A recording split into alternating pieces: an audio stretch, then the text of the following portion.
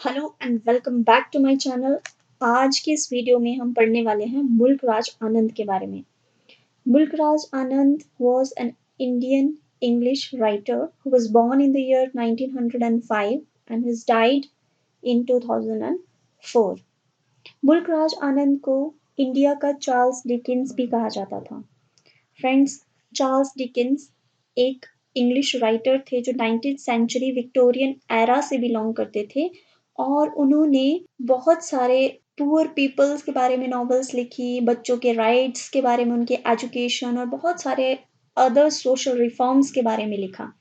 मुल्क राज आनंद भी कुछ इसी तरह के टॉपिक्स पे लिखा करते थे, इसीलिए उन्हें भी चार्ल्स डिकेंस ऑफ इंडिया कहा गया। He used to depict the lives of poor people and उन्होंने बहुत सारे पंजाबी और हिंदुस्तानी इडियम्स यानी कि लोकोक्तियां और मुहावरे अपनी इंग्लिश राइटिंग में इंक्लूड किए। मुल्क Raj Anand was one of the pioneers of Indo-Anglican fiction. अब Indo-Anglican fiction क्या होता है? It is the writings of Indians in English. What is the difference in Indo-Anglican writing और Anglo-Indian writing? तो Indo-Anglican writing जो होती है वो इंडियंस की राइटिंग्स होती है। वो इंडियंस जो इंग्लिश को माध्यम बनाते हैं कम्युनिकेशन का, जो इंग्लिश लैंग्वेज में लिखते हैं। और एंग्लो इंडियन राइटिंग होती है वो राइटिंग्स जो कि इंग्लिश पीपल लिखते हैं, इंग्लिश राइटर्स लिखते हैं about India. So he was one of the pioneer of Indo Anglican fiction together with R.K. Narayan, Raja Rao, and they all gained international readership. Mulk Raj Anand was also associated with a reputative journal named Marg. अब अगर इनके awards की बात करें तो इन्हें Padma Bhushan award मिला था 1968 में, Sahitya Akademi award 1971 and international peace prize 1953। इनकी बायोग्राफी की बात करें तो he was born in a Hindu Khatri family in Peshawar और उनकी एजुकेशन जो हुई है वो खालसा कॉलेज अमृतसर से उन्होंने ग्रेजुएशन की इन द ईयर 1924 और उसके बाद वो लंदन चले गए और वहाँ पे उन्होंने यूनिवर्सिटी कॉलेज लंदन अटेंड किया and he also attend PhD in philosophy in the year 1929। अब इनकी पर्सनल लाइफ की बात करें, he was married twice. His first wife's name was Kathleen Van Gelder. She was an English actress. तो इनकी first marriage हुई थी 1938 में and he had a daughter named Sushila और फिर इनका डिवोर्स हो गया था 1948 में। इनकी second marriage हुई थी शिरीन वाजिफ्तर के साथ जो कि एक पारसी क्लासिकल डांसर थी। In 1950 he got married with her and in the year 2004 he was died due to pneumonia. अब अगर इनकी ट्रायलॉजी की बात करें फ्रेंड्स, ट्रायलॉजी वो नॉवेल्स होती है, ट्राई मीन्स थ्री, तो ट्रायलॉजी मीन्स इनकी जो 3 नॉवेल्स एक सीक्वेंस में आई है। 3 नॉवेल्स बैक टू बैक एक सीक्वेंस में, मीन्स एक नॉवेल में एक स्टोरी कंप्लीट हुई तो वही स्टोरी दूसरी नॉवेल में भी कंटिन्यू रहती है और थर्ड नॉवेल पे जाके वो एंड होती है, उसे हम ट्रायलॉजी कहते हैं। जैसे कि फर्स्ट नॉवेल इनकी है the village and the second is across the black water and the third one is the sword and the sickle. So these trilogies are about the experience of World War and it is about rebellious adolescents. So he has written 3 novels in this trilogy and the name of those 3 novels are The Village, Across the Black Water and The Sword and the Sickle. अब अगर बात करें उनके कुछ और famous works की तो उनका मोस्ट फेमस वर्क था अनटचेबल। अनटचेबल उनका एक ऐसा वर्क था जिन्हें उनका मास्टरपीस भी हम कंसीडर कर सकते हैं और ये स्टोरी है बाखा नाम के एक कैरेक्टर की। बाखा नाम का एक लड़का है जो इसका मेन कैरेक्टर है।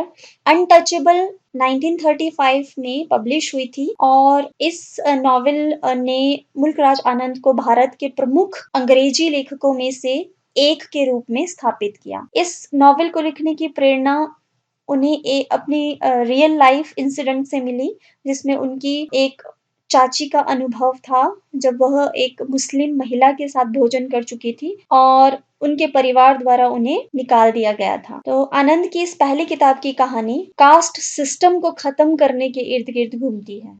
यह एक यंग स्वीपर बाखा के जीवन में एक पूरे दिन की कहानी को बताती है। और बाखा टॉयलेट क्लीन करने का काम करता है, वो टॉयलेट क्लीनर है। वह एक फिक्शनल टाउन बुलंद शहर में रहता है और उसके पिता लाखा वो बुलंद शहर के सभी सफाई कर्मचारियों के प्रमुख हैं। बाखा बहुत ही भोला, विनम्र लेकिन अभिमानी है।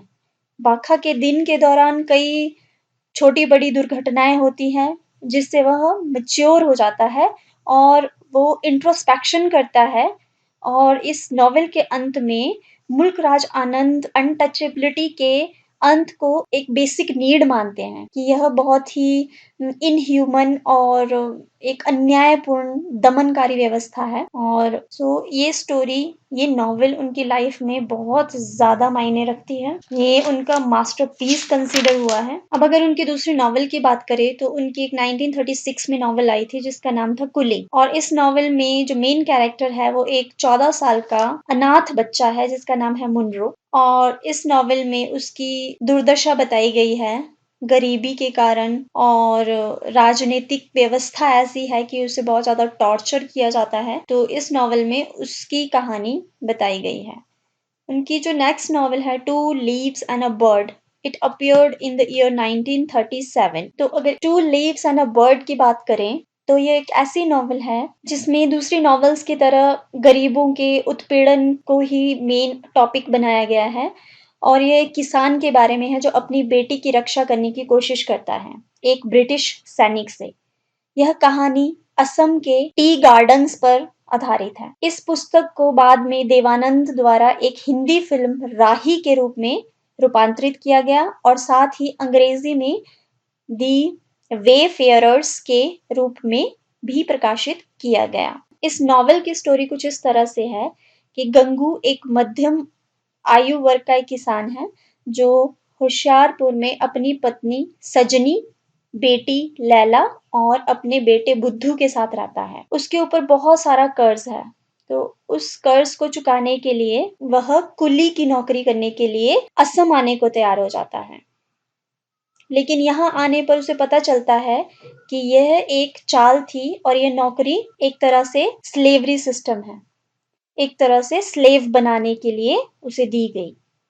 उनका वेतन भोजन खरीदने के लिए भी पर्याप्त नहीं था और कई व्यापारी इतनी अधिक ब्याज दरों पर ऋण देते थे कि उसका भुगतान करना असंभव था।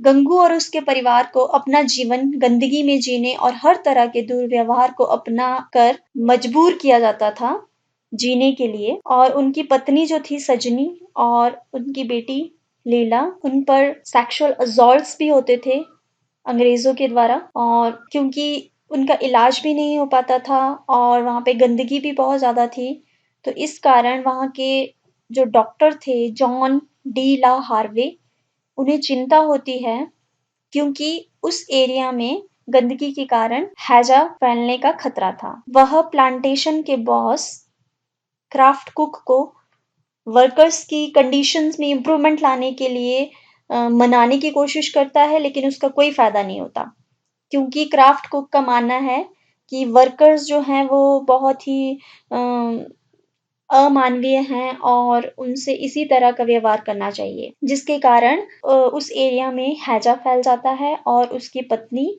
सजनी मर जाती है। अब गंगू उसका अंतिम संस्कार करने के लिए क्राफ्ट कुक से पैसे उधार लेने की कोशिश करता है, लेकिन उसका कोई फायदा नहीं होता, उसे वहां से लौटा दिया जाता है। और चीजें अब और भी बदतर होती है। एक ब्रिटिश अधिकारी है रैगी हंट नाम से, वह उसकी बेटी लैला को नोटिस करता है और उस पे सेक्सुअली असॉल्ट करता है, उसका रेप करने की कोशिश करता है।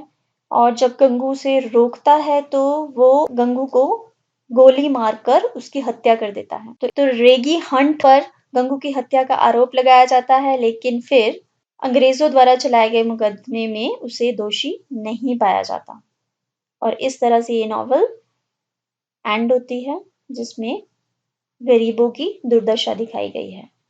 अब अगर उनकी कुछ और इम्पोर्टेंट वर्क्स की बात करें तो उनकी मेन नॉवेल्स हैं untouchable, coolie, two leaves and a bird, the village, across the black water, the sword and the sickle, The Private Life of Indian Prince, and Seven Summers and The Big Heart. So this was about Mulk Raj Anand. Thank you.